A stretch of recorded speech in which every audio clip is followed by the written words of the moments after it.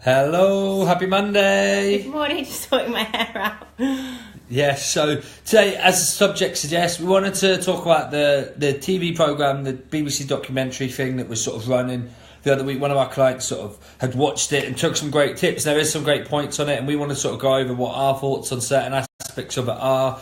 Perhaps how things can be misinterpreted as well, because we feel it's important to try and have impartial advice. And a lot of the time when things get sort of make it to the TV, obviously it needs to make good TV. It needs to be something that people are really, really interested in. So things can sometimes get sort of manipulated to suit people, and there's often a lot of bias in there. I was going to say bias. I mean, I remember like all sorts of studies.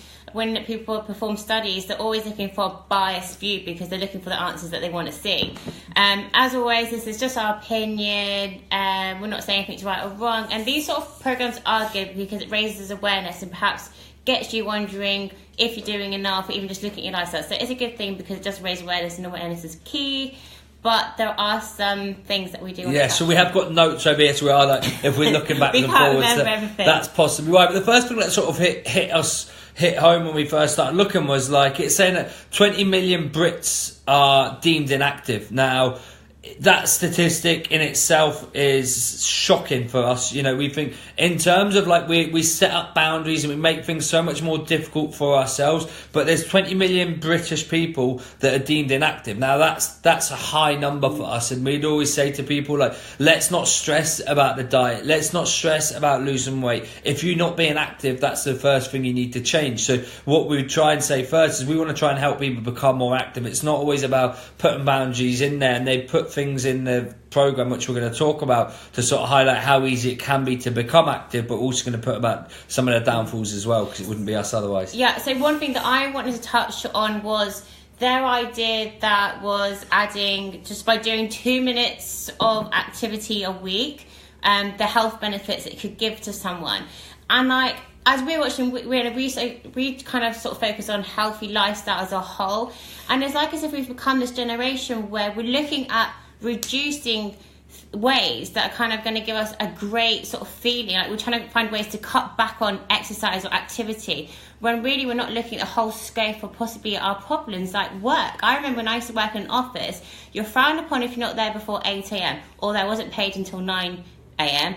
I'm frowned upon and felt guilty if I take a lunch break, even though I don't get paid for working during my lunch break. And then I'm also frowned upon if I want to leave at 5:15. And it's like, why don't we look at possibly the issues that make us perhaps unhealthy, stressed, struggling with our weight, struggling with our food choices, struggling with our relationships, rather than cutting back on other areas that are going to give us a great feeling like endorphins, feeling confident, energy, like the exercise, like being active for longer periods of time. Yeah, so like this 2 minutes a week was designed, you know, they had scientists, and there was a lot of evidence to support it, so that's great. You can't lie with the scientific evidence and the data that they've backed up. However, they were looking for it and comparing it to people who had done nothing. Of course, and we always say this to all of our clients, something is always going to be better than nothing. So if you're currently doing absolutely nothing and you start doing a tiny little bit, like the 2 minutes a week, or was it 2 minutes a week? Yeah. 2 minutes a week, you are going to see progress. Of course you are, because you're going to see that slight little bit of difference.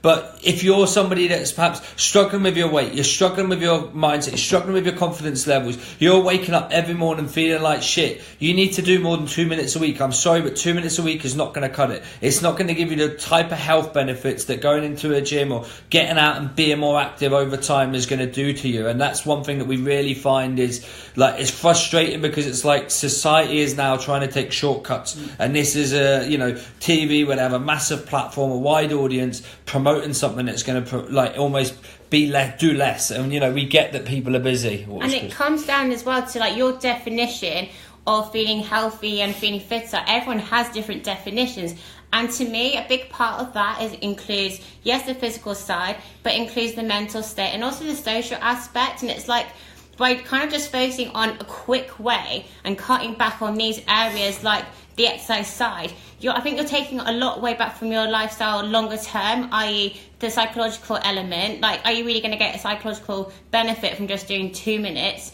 from doing the 1,000 speed squat challenge thing? It seemed absolutely ridiculous in my opinion.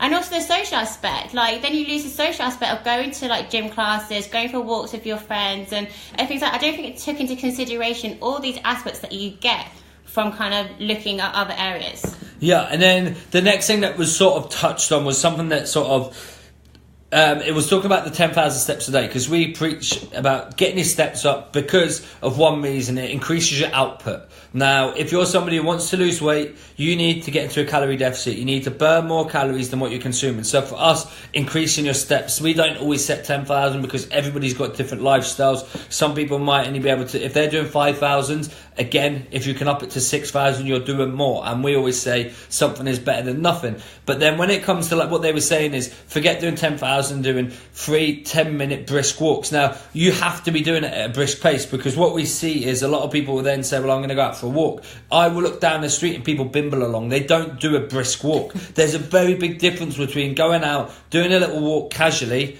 just focusing on getting your steps up, versus doing a 10-minute brisk walk. Your heart rate needs to be at a higher intensity for you to achieve the benefits that it's going to do. So sometimes it's being aware that you need to make sure that your intensity is right if you're going to follow the advice that's given. Because it's the same with the 2 minutes that it was preaching, and we're going to talk about the 5-minute HIIT training that it talks about as well. It's all about specific intensity. There's no point in you watching that and just thinking, do you know what? Because they showed you doing the 5-minute HIIT session and he was just like jogging on the spot. If you do 5-minute HIIT session, you should literally be feeling like you're knackered and you physically couldn't do any more. That's when you know you've done a proper HIIT session. And that's why we always say to people is, you need to be aware of your intensities and be an intensity correct to you. So when you're going out for a brisk walk, you need to be getting that heart rate up, out of breath, and you're struggling to keep a conversation. Yes, you can keep conversation possibly, but it shouldn't be a casual walk where you're having a chat with your friends like you're walking along the promenade or walking along the waterfront. That's not going to give anything like the benefits what they're talking about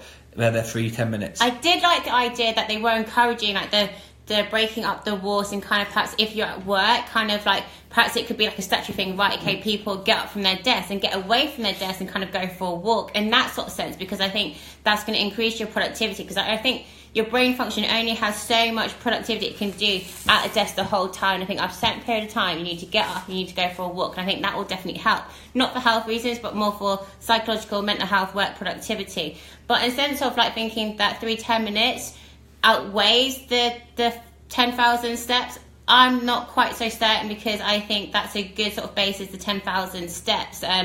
Obviously Ryan and I do 15 to 20 a day, and we have clients who do struggle to do with the 10k, but it's actually looking at your lifestyle and actually wondering, are you doing enough? And if you can hand on heart say you're doing enough and you're happy where you are, then that's absolutely fine. You feel healthy, and you're happy and you're confident, stuff like that. But if you're not happy with what you're currently doing and you don't feel you're doing enough, then let that be your alert sign. Okay, let's just perhaps looking at something. Let's add in the 10-minute walk or whatever. Because it's all about kind of just, if you want to lose a little weight, just perhaps looking at the exercise side. Let's look at the diet side.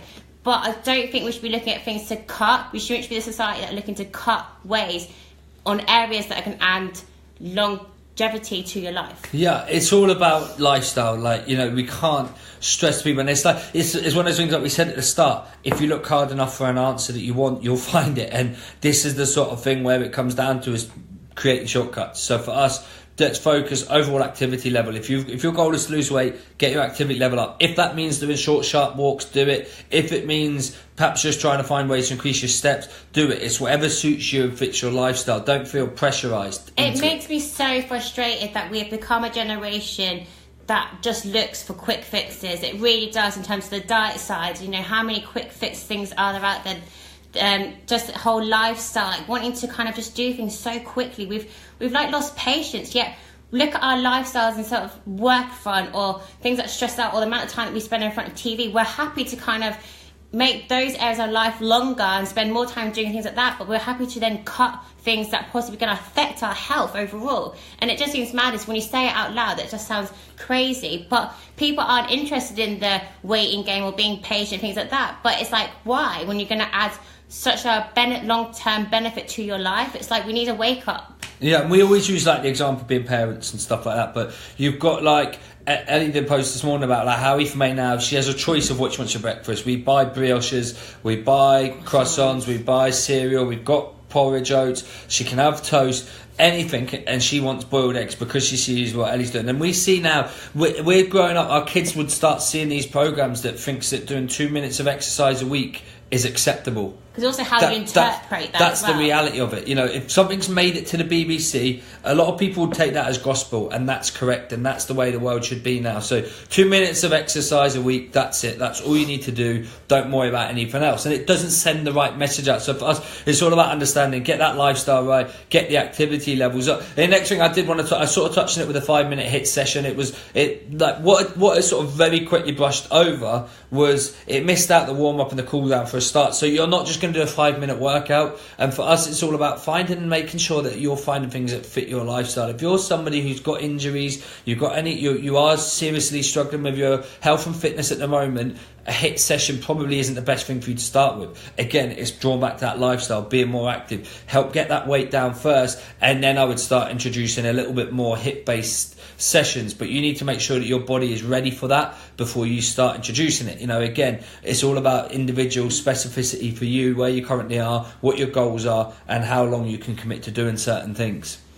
We didn't want to be ranting. No, but yeah, another thing what was really, really good, which I did like, was they did a study that was talking about motivation and willpower. And what they did was they had they separated the group into two. Half of them went into a room where they were told they couldn't eat for a certain period of time. There was cookies on the table, and they'd done a wall squat before they went out, and then they had to do it again when they were in there. And the ones who had the cookies in front of them got up to 50% less time in that wall squat because their willpower had already been tested. So what the reasoning behind that, and the way to look at that, is sometimes we almost need to remove willpower from our motivation. And by that we mean don't put things in front of you that are going to take willpower. So if you're somebody who's on a diet and you love having cakes and stuff like that, we'd suggest perhaps not having them in the house, because that's going to test your willpower. And the more you consistently test your willpower, the lower it gets, the more likely you are to slip. So that's a massive message that I sort of really picked up on, because I've never seen it put in that way. It's a really good, relatable thing to take away from. We actually have a cupboard that's specifically for Aoife May, and we know that's her treats. Apart from when she's away. But we know, if she's here, and if we were to kind of have her treats, we're taking away from our child, and we don't want to be parents that do that. So mentally, it just helps us kind of separate the temptation from actually the food that we have and food that's Aoife May. Since kind of our parents, that's it's helped us, because we know that from speaking to parents that they get stressed, and then emotional eating is so common. We have clients who kind of suffer with emotional eating. We both do at times as well. And it's kind of just okay, how did you have it in the house? Oh yeah, I bought it for my child. Okay, well let's kind of refrigerate. I can't even talk. You want to say different? Oh, differentiate. That's it. That's the word. Between the two of you, because mentally then you're already putting that divider, and you're probably unlikely to go for it. I just want to touch on here, because there's a note here that we've got about how £600 million is wasted on gym membership, and I can absolutely believe that. And that again highlights how us as human beings, we know how to lose weight. Essentially, if you were to look it up, it's to do with diet and exercise. But as we've been saying, it's not all about diet and exercise. There's so much more: being accountable, feeling supported, how you're feeling internally, your thoughts, how you feel motivated, mindset is part of that. And that's possibly why £600 million is wasted on gym membership. You don't need a gym membership to lose weight.